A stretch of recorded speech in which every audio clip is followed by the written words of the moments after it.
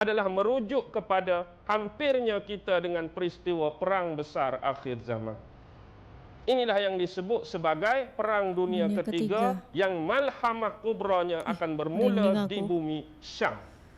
Bara-baranya sudah ada dan sekarang ada setengah kumpulan yang sedang menyimbah minyak-minyak untuk memarakkan lagi gelora dan gejolak Perang Dunia yang Ketiga.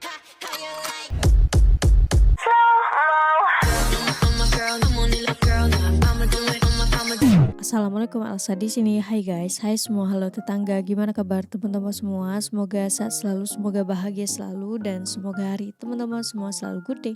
Selamat datang di channel YouTube Elsa Widianti Putri. Oke, hari ini kita akan mereaction sebuah video yang penuh dengan ilmu, yang dimana banyak kejadian-kejadian yang berlaku sekarang dan ternyata juga hal ini udah lama disampaikan. Nah, ini ada video yang menarik banget untuk aku kongsikan kepada teman-teman semua. Semoga ini bisa menjadi sebuah pengingat untuk kita semua tentang perang akhir zaman dah hampir sampai. Semoga ini bisa menjadi muhasabah untuk kita semua guys. Tapi sebelum dimulai video reactionnya, seperti biasa aku mau ajakin teman-teman semua dulu untuk subscribe channel ini dan aktifkan lonceng notifikasinya supaya tidak ketinggalan update terbaru dari channel ini. Dan bagi teman-teman yang mau request bisa banget DM di Instagram aku di @elswidiantiputri. Tidak tanpa berlama-lama, tanpa membawa masa, jumlah kita mulai video reactionnya. Are you ready? Let's go. Sebab sebelum ini kita dah diberi clue yang cukup mudah oleh baginda Nabi Muhammad sallallahu alaihi wasallam. Dalam satu peristiwa yang kita sambut, yang kita rayakan, yang kita raikan hampir saban tahun, yaitu peristiwa Isra dan Mi'raj. Dalam peristiwa Isra dan Mi'raj, baginda ditemani oleh dua orang malaikat. Sesetengah riwayat mengatakan Jibril dan Mikail. Setengah riwayat mengatakan Jibril dan Israfil. Tetapi ramai ulama berpendapat pandangan yang pertama, baginda ditemani oleh Jibril dan Mikail. Prosesnya ialah baginda disediakan seekor kenderaan yang dinamakan sebagai Buraq. Kita pun tahu kisah Isra Mi'raj. Yang saya nak ceritakan ialah step by step tempat-tempat yang disinggahi oleh baginda Rasulullah sallallahu alaihi wasallam sebelum sampai di Masjidil Aqsa. Tempat pertama yang Rasulullah, Jibril dan Mikail singgah ialah sebuah tanah lapang. Yang mana bila Rasulullah tanya Jibril, ini bumi apa? Kenapa perlu kita berhenti di sini? Lalu Jibril mengatakan ini adalah bumi Taibah. Bumi Taibah bermaksud bumi Yasrib. Dan di kemudian hari bila Rasulullah berhijrah ke sini, dia menamakannya sebagai bumi Madinah. Masa peristiwa Isra Mi'raj, hijrah tak berlaku lagi. Peristiwa Isra Mi'raj, hijrah tak berlangsung lagi. Jadi Jibril kata, inilah bumi di suatu masa kamu akan berhijrah padanya. Maksudnya soal Rasulullah nak berhijrah sudah ada dalam ilmu, informasi dan pengetahuan Rasulullah. Bahawa satu masa Rasulullah akan berhijrah ke bumi Taibah, bumi Yasrib ataupun bumi Madinah namanya di kemudian hari. Step yang cukup mudah, solat 2 rakaat di sini kemudian berpindah. Tempat yang kedua ialah Bukit Tursina. Rasulullah singgah bersama Jibril dan Mikail di Bukit Tursina. Bukit Tursina bukan berada di Mekah, Madinah. Bukit Tursina berada di mana? Bumi Mesir. Ini bumi Nabi Musa. Tempat Nabi Musa bertemu dan bercakap dengan Allah dalam peristiwa di satu lembah bernama Al-Muqaddasi Tuwa dalam Quran. Satu lembah yang suci yang bernama Tuwa. Yang mana bila dia balik daripada negeri Madian, dia nak cari api untuk buat unggul, memanaskan badan, dia nampak satu api di atas pucuk.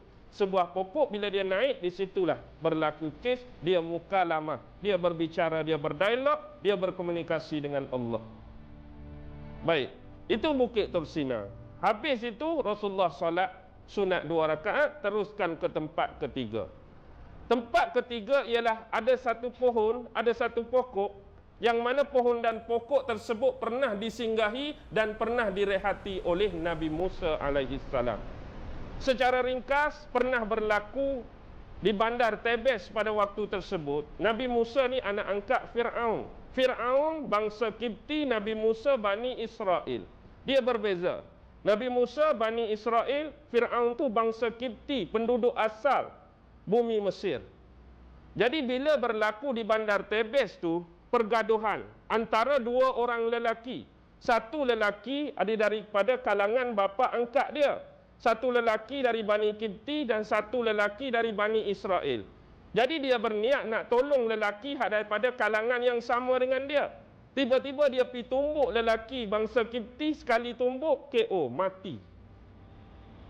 Bila mati, dia jadi takut kerana telah melakukan pembunuhan dan dia takut dia ditangkap oleh tentera-tentera Fir'aun dan diancam dengan penjara ataupun dibunuh balas.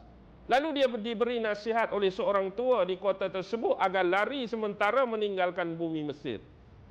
Lalu Nabi Musa lari, dia pergi negeri Madian, negeri seorang lagi Nabi dan Rasul Allah yang namanya Syu'aib. Dia sampai di negeri Madian itulah. Dia sampai satu kawasan, dia tengok apa? Sekumpulan lelaki, sekumpulan wanita yang sedang ambil air daripada sebuah perigi nak bagi minuman pada gembalaan masing-masing, pada ternakan masing-masing. Tapi geng perempuan duk jauh, tunggu geng lelaki habis dulu.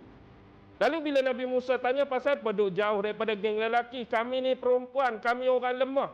Biasanya lelaki mendahului kami. Lagipun awal-awal air telaga ni, air perigi ni masih jernih. Jadi kami nanti dapat geng perempuan ni air lecah-lecah bercampur dengan seluk dah. Jadi dia niat nak tolong geng-geng perempuan, dia mara ke depan. Lalu kok celah-celah lelaki, tak ada siapa pun berani tahan dia. Dia pun ambil air, bagi minuman dekat geng-geng perempuan punya ternakan. Habis yang tu, dia pun pergi duduk berehat. Dia berdoa pada Allah, minta Allah balas setiap kebaikan yang dia buat pada perempuan tadi. Kebetulannya perempuan tadi adalah anak Nabi Syu'aib. Biasa hari-hari lagu ni balik lambat. Tiba-tiba hari ni balik awal, Nabi Syu'aib tanya. Hang selalu balik lewat. Pasal apa hari ni jadi boleh balik awal ni? Apa cerita? Boleh balik awal sebab ada seorang lelaki tolong kami. Oh, pergi panggil dia. Datang dia jemput ke rumah. Aku nak berkenalan. Panggil dia makan. Dia pun pergi. Di situlah tempat Nabi Musa berehat. Sebelum dipanggil oleh dua orang anak Nabi Syu'aib, pokok itulah Nabi berhenti.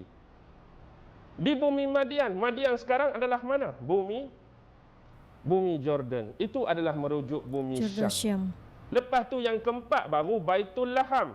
Tempat lahirnya Nabi Isa alaihi salam. Lepas tempat lahir Nabi Isa baru sampai Masjid Baitul Maqdis. Nampak tak step-step tadi yang Nabi Jibril Mikail dah tunjuk?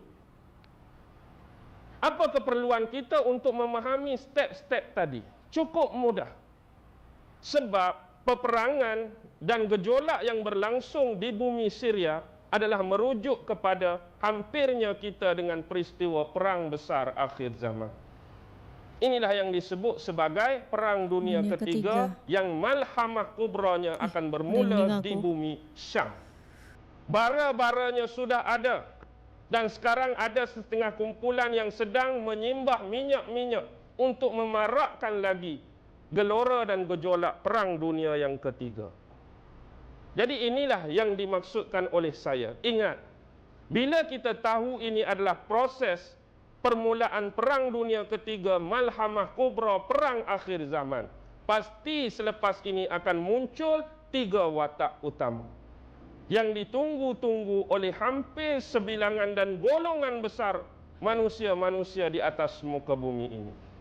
Bagi orang-orang Yahudi, mereka lebih sinonim menunggu raja Yahudi terakhir mereka, iaitu the false Messiah, iaitu Dajjal. Dajjal akan turun di mana? Dajjal akan keluar dari bumi Isfahan. Di belakangnya akan diikuti oleh 70 orang Yahudi yang hampir kesemuanya memakai selendang Toyalisa. Bila sebut Isfahan, Isfahan ni duduk Amerika kah? Isfahan ni duduk di Argentina kah? Isfahan duduk kat mana? Isfahan sekarang berada di kawasan Iran. Dajjal akan muncul di situ. Memang dia dah ada, memang dia dah wujud. Tetapi dia akan muncul di situ. Maksudnya kawasan yang berdekatan dan berhampiran dengan bumi malhamah kubra. Bumi perang akhir zaman, di belakangnya ada 70,000 Yahudi yang memakai toyalisa. Kalau dia datang dari sebelah Iran, nak cari mana Yahudi sebanyak tu? Sedangkan Yahudi banyak bermukim di kawasan Israel. Anda perlu ingat, di Iran ada 3 buah bandar besar. Iaitu apa? Isfahan sendiri, kemudian Bandar Hamdan, satu lagi yang terkenal ialah Tehran. Tehran, Hamdan dan Isfahan adalah 3 buah bandar yang mempunyai penghuni dan penganut agama Yahudi yang paling ramai di Iran. Di atas kertas, Yahudi dan Iran seolah-olah, kalau atas kertas hang boleh bergaduh, atas kertas hang boleh berperang, hang nak tunjuk hang ni memusuhi kafir-kafir Amerika, kafir Israel, kafir Zionis, kenapa boleh 3 buah wilayah, 3 buah daerah penempatan ini ada jumlah Yahudi yang begitu ramai? Sebab 3 kawasan inilah kawasan logistik peluru berpandu Iran ada di sini. Anda perlu ingat, tempat kedua yang paling suci di sisi orang Yahudi selepas Baitul Maqdis, selepas bumi Israel adalah bumi Iran. Pasal apa? Di situlah banyaknya makam nabi-nabi yang terdahulu. Bukan makam Rasul, makam nabi. Nabi kan ada 124,000 orang. Nabi Hajaiyah ada di situ. Nabi Hezekiel ada di situ. Nabi Daniel dikatakan ada di situ. Itu adalah bumi suci kedua selepas Israel. Dan hari ini kalau orang-orang Iran Syiah mengatakan Amerika itu musuh dia, Israel itu musuh dia, dan mereka klaim, mereka dakwa bahawa mereka ada peluru-peluru berpandu yang bertaraf grade A, bertaraf antarabangsa. Saya nak tanya, antara Iran dengan Israel jauh ke dekat? Tak jauh mana pun. Tapi berapa biji dah peluru berpandu Iran dah jatuh atas bumi Israel? Berapa biji dah anda dengar? Oh, Iran hantar 2 biji peluru berpandu bumi Israel. Pernah dengar tak? Tak hantar pun. Patut anda lama tolong negara-negara yang se-Islam dengan kita ni. Kat kawasan Syria orang duk serang, Lebanon orang duk serang, Yaman orang duk serang, hantarlah hang peluru berpandu hebat-hebat. Sebiji pun tak pernah. Sebab dalam sejarah tak pernah berlaku orang-orang Syiah bertempur melawan tentera-tentera kafir. Tetapi hakikatnya orang Syiah banyak bertempur dengan tentera-tentera Islam sendiri. Runtuhnya Baghdad, runtuhnya kota Baghdad, Nasiruddin At-Tusi adalah Syiah. Orang yang banyak melakarkan sejarah membuka kota Baghdad sampai geng-geng siapa tu? Daripada Mongolia, keluarga Khan boleh masuk. Angkara orang Syiah. Begitu juga dengan di Mesir dulu, Syiah Ismailiyah. Banyak sunni-sunni terkorban di sana. Perang 1978, baru saya cerita tadi, Iran lawan Iraq. Iraq tu negara kafir ke? Negara kafir ke negara Islam, Iraq tu? Islam. Tak ada sejarah lagi Iran Syiah bertempur dengan orang kafir. Pernah dengar Iran lawan Amerika? Pernah dengar Iran lawan Perancis? Pernah dengar Iran lawan Israel? Tak ada. Dan clue yang paling mudah yang pertama, bumi Taibah, merujuk kepada bumi Madinah. Bila dia adalah bumi Madinah, dan Nabi sebelum dia sampai ke tempat persinggahan pertama, dia bermula di mana? Masjidil Haram. Masjidil Haram bumi Mekah. Dan di sini ada Masjid Nabawi di Madinah. Ini adalah rujukan awal 2 kawasan, 2 penempatan, 2 masjid yang dijanjikan terus oleh Allah akan diberi keamanan, perlindungan, protektor daripada Allah. Yang 2 ini tidak akan dapat dimasuki oleh Dajjal. 2 ni Dajjal tak boleh masuk. Dajjal boleh duduk luar tu je. Dia boleh guna orang-orang upahan, dia boleh guna boneka dia masuk dalam ni. Tak jadi masalah. Tapi dia sendiri diprotek oleh malaikat-malaikat yang mengawal Masjidil Haram, malaikat-malaikat yang mengawal Masjid Nabawi. Tetapi clue yang nombor 2, Bukit Tursina. Bukit Tursina merujuk kepada negeri Mesir. Sebab Dajjal berasal dari sini. Dajjal berasal daripada Mesir. Sebuah perkampungan bernama Rablah, daerah Samarra.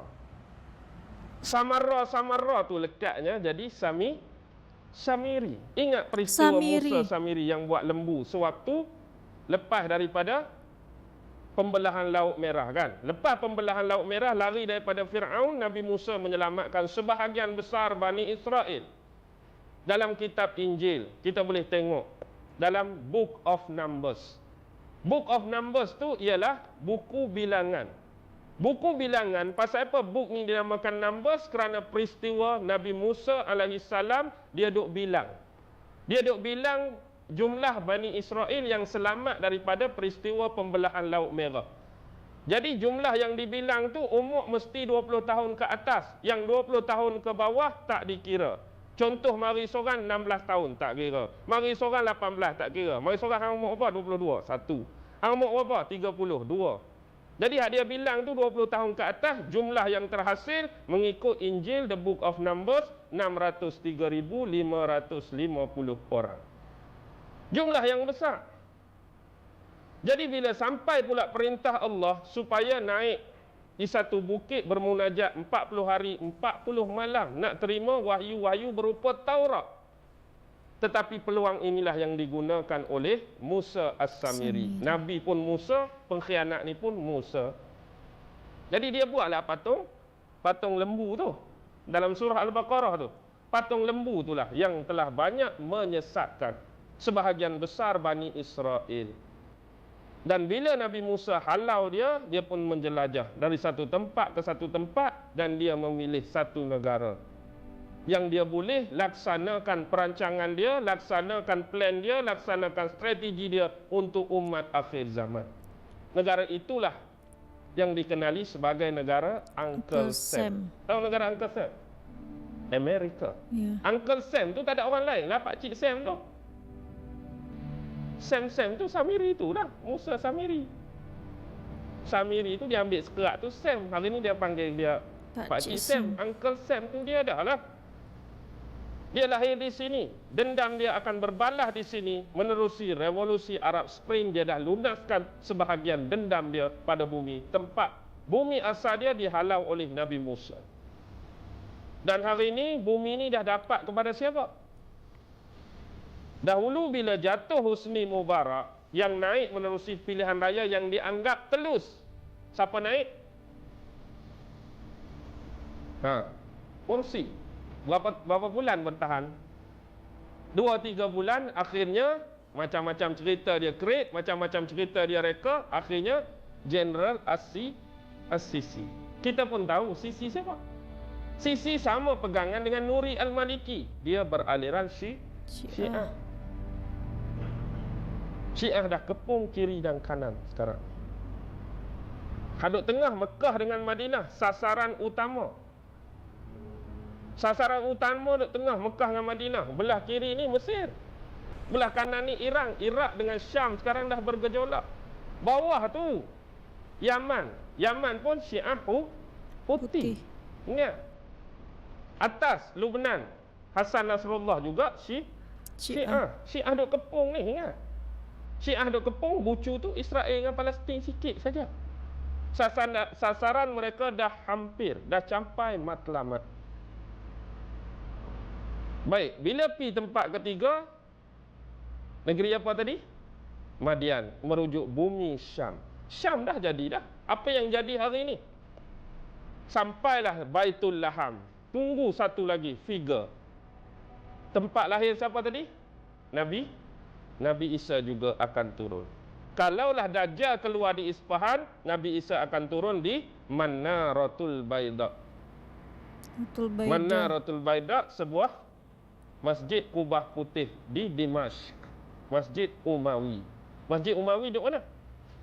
Duduk di Syria. Nabi Isa pun akan turun di situ. Dan satu lagi figure sebelum Nabi Isa turun, imam yang ditunggu-tunggu, iaitu Al-Mahdi. Akan ada Al-Mahdi dalam kelompok kumpulan yang disebut dalam hadis panji-panji hitam. Oh ya, hari ni banyak dah panji hitam dah. Kita kecil-kecil dulu ada hero semut hitam, semut merah, semut hijau. Tu semut tak apa. Hak ni panji hitam ni. Jadi nak tahu betul ke tak Hak Mahdi yang nak bawa tu sekarang dah banyak di bumi Syria, banyak di bumi Iraq yang tengah bergejolak ni. Cuma hari ini nak pastikan mereka tu betul tak yang Mahdi bawa atau mereka tu ada agenda atau dibawa oleh musuh-musuh Islam. Tu saja. Sekarang bila anda lihat peta laluan Rasulullah berhenti tu, tak nampak tak? Nampak tak satu benda? Apa yang boleh nampak? Okey, Mekah, Madinah. Satu ialah Mesir, satu ialah bumi Syam, satu ialah apa dia tadi? Bumi Palestin ataupun negara Israel sekarang. Cukup mudah. Bila Dajjal akan turun dari sudut sisi kegelapan, sisi kejahatan. Perkara apa yang pernah berlangsung bumi-bumi yang Nabi berhenti tadi, yang ada spesies persamaan dengan Dajjal nak bawa. Apa yang pernah berlaku di Syam dulu, apa yang pernah berlaku di Mesir dulu, dan apa yang akan berlaku di Palestin. Benda ni benda sama, Dajjal akan bawa apa yang dibawa oleh individu-individu terdahulu. Cukup mudah.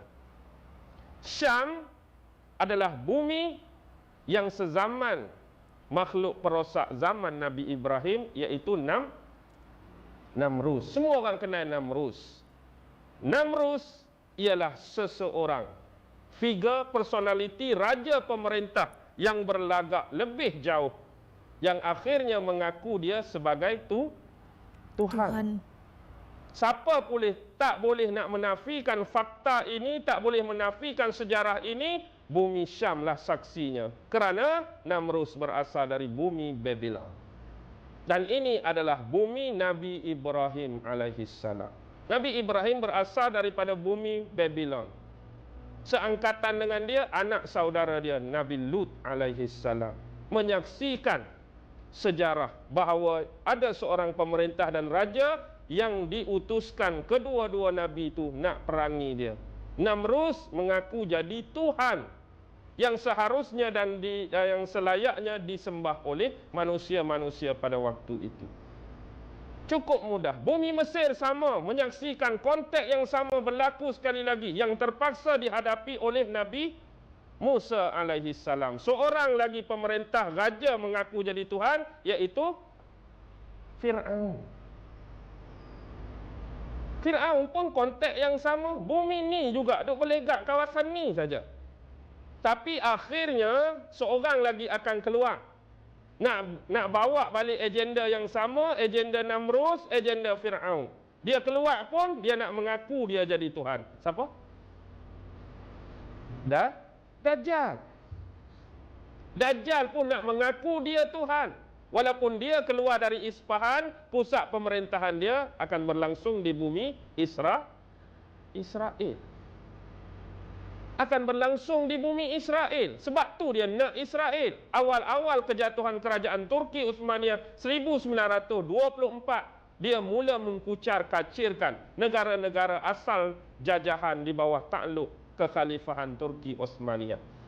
Yang asal dulu tanah jajahan wilayah besar-besar, mereka dah kecil-kecilkan dan diletakkan dengan pemimpin-pemimpin boneka arahan mereka. Lalu negara-negara Arab yang sebelum ni tak bernama mula dinamakan, walaupun dalam bentuk persempadanan geografi yang kecil. Dahulu zaman Khalifah Turki Uthmaniyah, pernah dengar tak negara Qatar?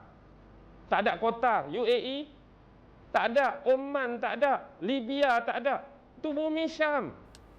Sekarang ni macam-macam. Libya ada, Tunisia ada, Iran ada, Iraq ada, Yaman tu memang dah ada dah, UAE, Lebanon, semua tu tak ada dulu. Jadi dikecil-kecilkan, pemimpin hak nak lantik situ pun mesti orang kita, geng kita. Siapa yang jadi grand design, siapa yang jadi master of puppet, bukan merujuk album Metallica dah. Album Metallica pun master of puppet juga, tu master puppet lain. Dajjal, orang yang sama merancang, orang yang sama berstrategi.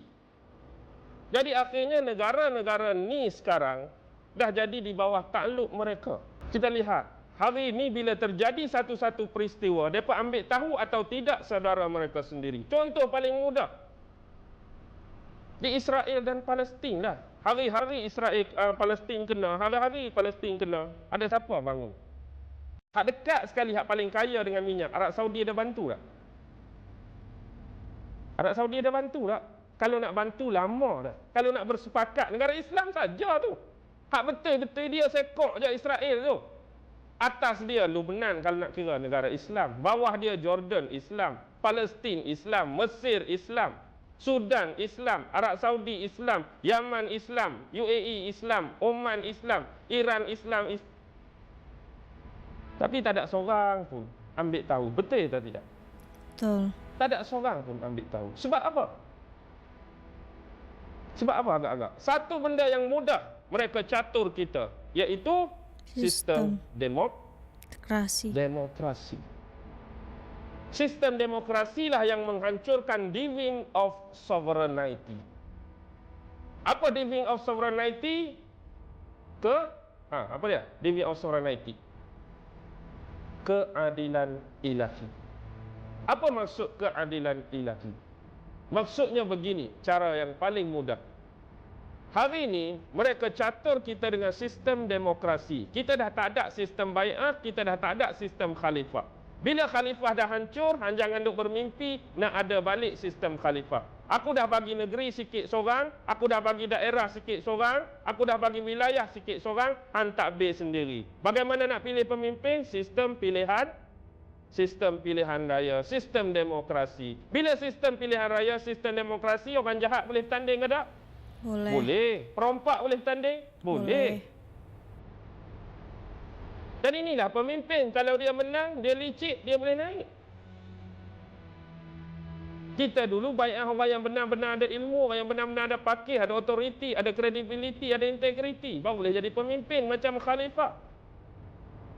Tapi bila dah berlaku demikian, lama kelamaan diving of sovereignty yang asal ada pada sistem khalifah dah tak ada.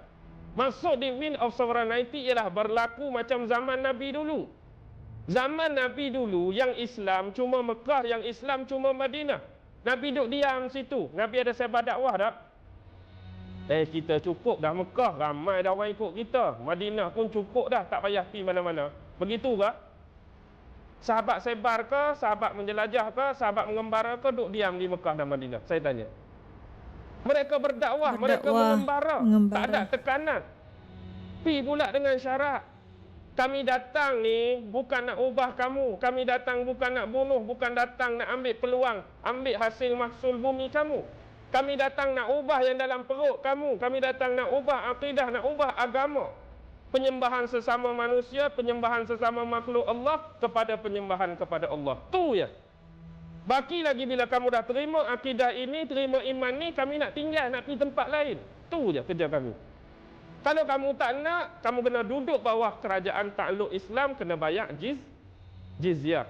Hantar jizyah tiap-tiap tahun kepada pusat di Madinah.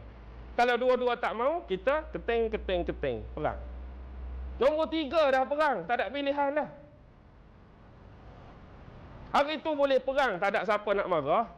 Bila perang kita menang, dia tetap bawah kita, pergi negara lain. Perang benang bawah kita sampai Islam 1/3 dunia. Divine sovereignty, keadilan Tuhan, kedaulatan ilahi kuat. Tapi hari ini cuba.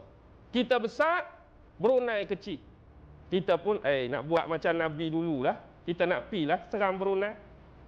Katakanlah Brunei itu tak Islam lagi, kafir. Ataupun Thailand. Kita rasa kita ada kekuatan nak lawan Thailand. Tiba-tiba baru nak pergi dengan niat semata-mata nak mengislamkan Thailand, mesti ada keluar suara. Jangan kacau kedaulatan negara orang lain. Betul tak? Betul. Tengok.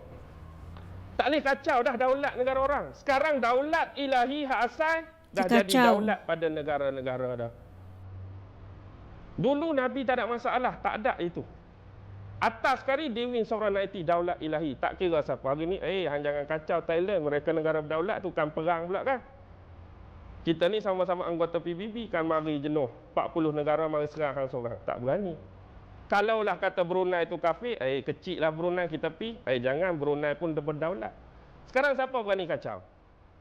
Tak ada siapa. Ada lagi divine of sovereignty? Ada lagi tak? Tak ada dah. Melalui sistem tadi cukup mudah. Sistem demokrasi. Dan bila demokrasi, yang siapa-siapa boleh naik, mereka letakkan perlembagaan, mesti landasan dia bukan dari Islam. Yang hari ini kalau dahulu belajar kitab kedaulatan ilahi nombor 1, Allah lah yang bersifat Al-Hakim, penentu segala hukum akal. Tapi hari ini Divine of Sovereignty dalam Tauhid, Allah Maha Penghukum dah tak ada. Sebab kita dah terima undang-undang selain dari undang-undang yang Allah buat. Siapa yang buat? Kita sendiri yang pilih.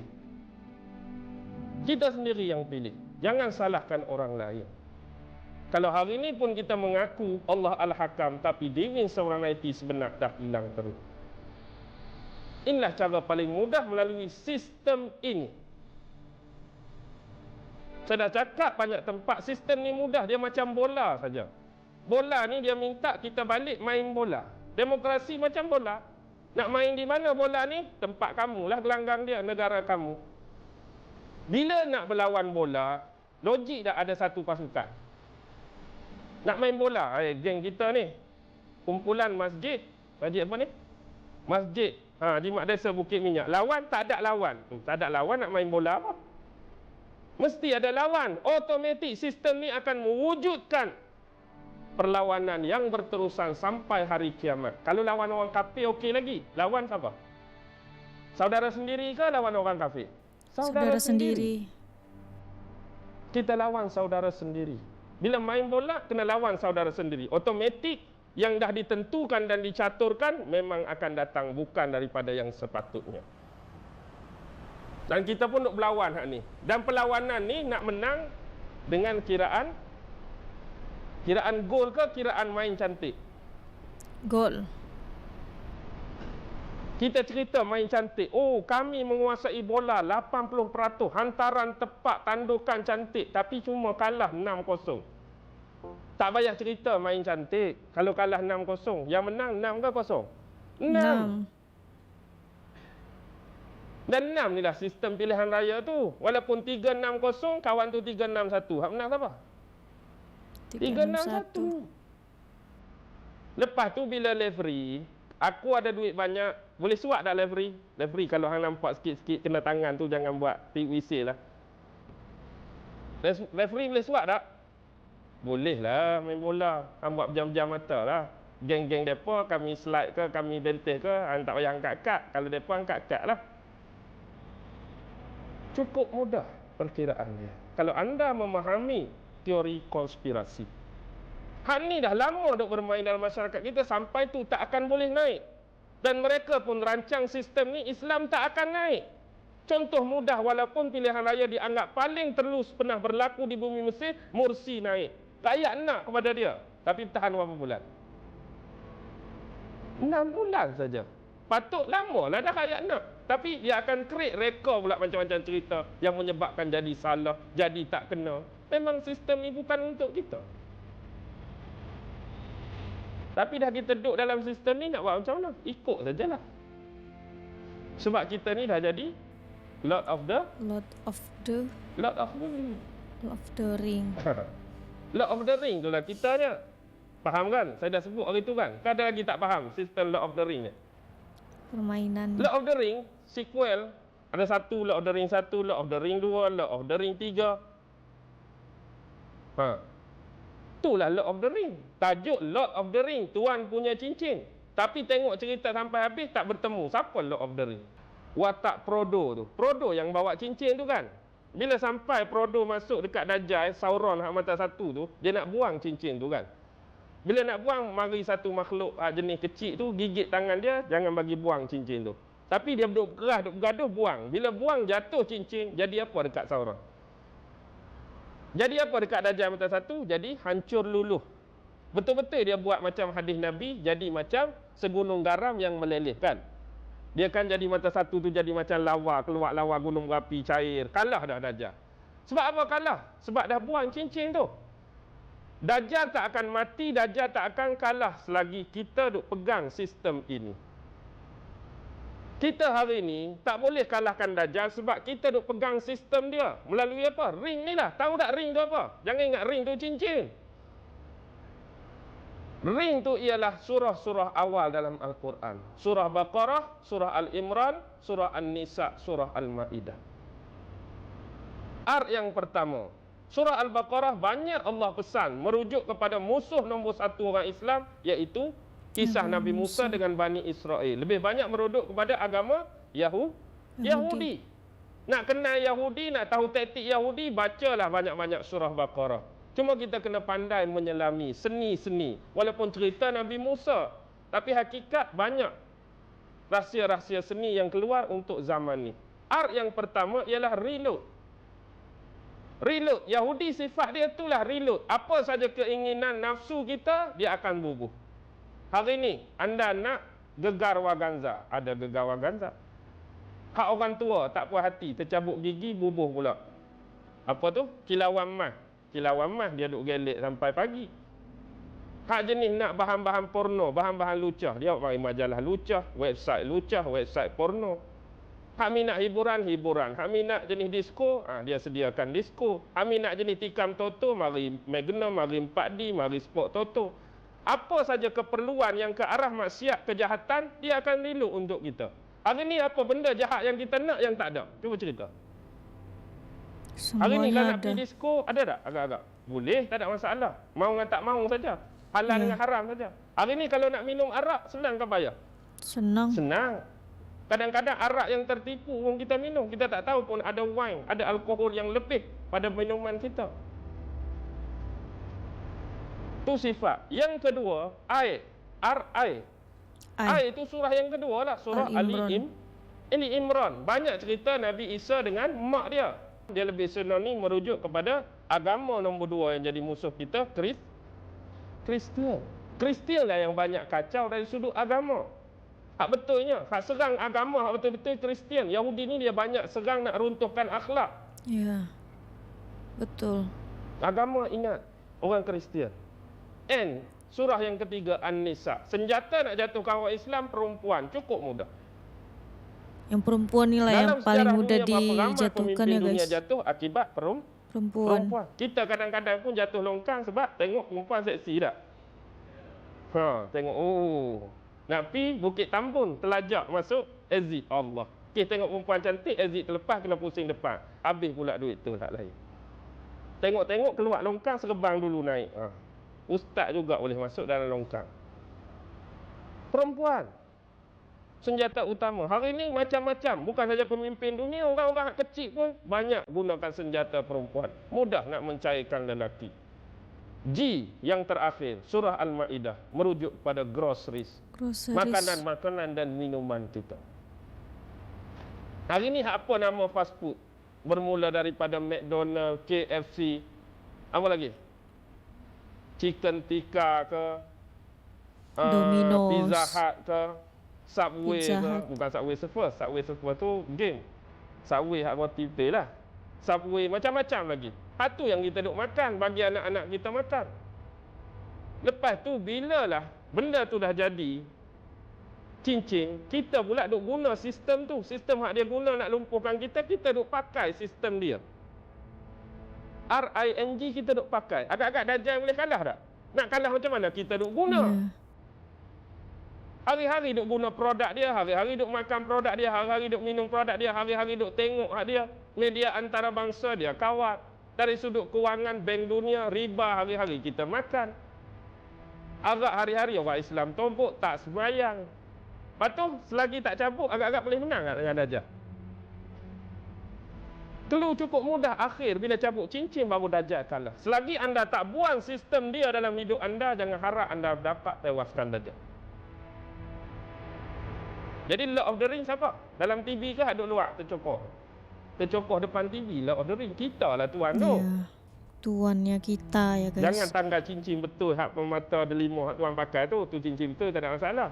Maksud saya yang tersirat, tak batin. Tentang perang akhir zaman dah hampir sampai, di mana Ustadz Auni juga menjelaskan tempat-tempat yang pernah disinggahi oleh Nabi, dan sampailah sekarang kita bisa melihat bahwa memang kenyataannya sudah semakin dekat dan kita nggak bisa menghindari hal itu. Yang bisa kita pegang adalah sesuai dengan yang Ustadz Auni katakan juga tadi tentang Lord of the Ring. Siapa yang menjadi tuan dari Lord of the Ring itu adalah kita sendiri, yang dimana ring yang dimaksud dalam sini adalah surah Al-Baqarah, surat Ali Imran, surat An-Nisa, dan surat Al-Maidah. Pemimpin sekarang itu banyak menggunakan sistem yang mereka pilih sendiri, bukan sistem yang berdasarkan khalifah pada zaman Nabi dahulu, tidak takut kepada sang pencipta gitu. Kita bisa lihat sekarang banyak orang yang takut sama pemimpinnya daripada sang pemilik bumi dan seisinya. Mereka nggak takut sama Allah. Jadi semoga dari ceramah ini bisa menjadi muhasabah untuk diri sendiri, untuk teman-teman semua juga yang nonton video ini, bahwa yang